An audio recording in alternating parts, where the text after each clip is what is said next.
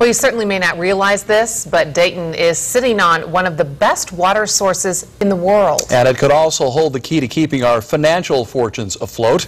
Jordan Burgess takes an in-depth look at what lies beneath. With every drip comes a story. Maybe this next drop once moved through the mighty Miami, flowing freely before finding its way into your water. But all of those stories and all of that water has to start somewhere, and that somewhere is right under your feet. Well, the Dayton area is very blessed to have this kind of resource. It's called the Great Miami Buried Valley Aquifer. We've discovered its rising tide could lift the area to new heights and write the next chapter in the region's economic story. The one thing that sets Dayton apart is that we have a really strong aquifer. Tom RAMBASEK has had much more than just a taste of the aquifer's importance. Well, the aquifer that's under the city has been a strong influence on having the corporation here. Tom is president of Crystal Water and Buckeye Vodka. The process for creating both starts with Dayton water. Okay, we are looking at our distillation process here. Crystal Water has been rolling out bottled water since 1919.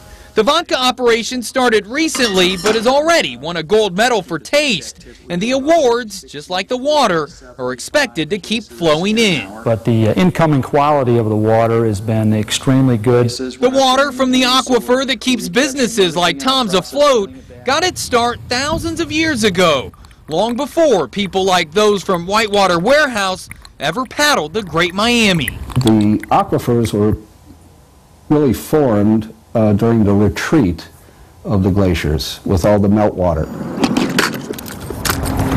When it comes to the aquifer, many people think it's just a lake like this one. Only it's underground and nobody's fishing on it. But actually, the aquifer is a little bit more like the beach here. Sand and gravel with water filling the spaces in between, so that just like at the beach when you reach down and grab a handful of sand, the water fills the space right in. That sand and gravel is porous, and it will let water soak into it, and it will store it and transmit it. With such an aquatic treasure beneath it, Dayton became one of the first cities to rely solely on groundwater. We noticed very early as a city how valuable these natural resources are and how rare they will become in the future. Nowadays, the city has more than 100 wells across the area. They go down from 20 to 200 feet like green tentacles, slowly soaking up the aquifer's water.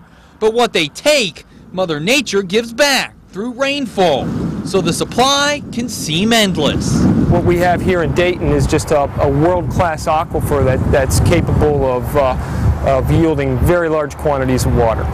In all, the aquifer contains 1.5 trillion gallons of water, an amount so high it's hard to even put into perspective. 1.5 trillion.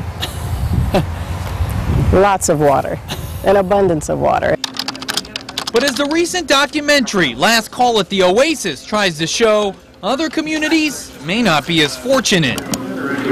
But when you use water in such quantities that it exceeds the capacity of the system to renew itself, you have a problem.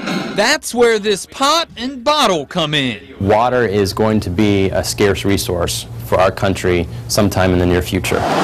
That's why Dayton is trying to use the aquifer to its advantage with a marketing campaign sent to the CEOs of 140 businesses that use a lot of water or are in water-challenged areas. The pot contained a plant, the bottle, Dayton water.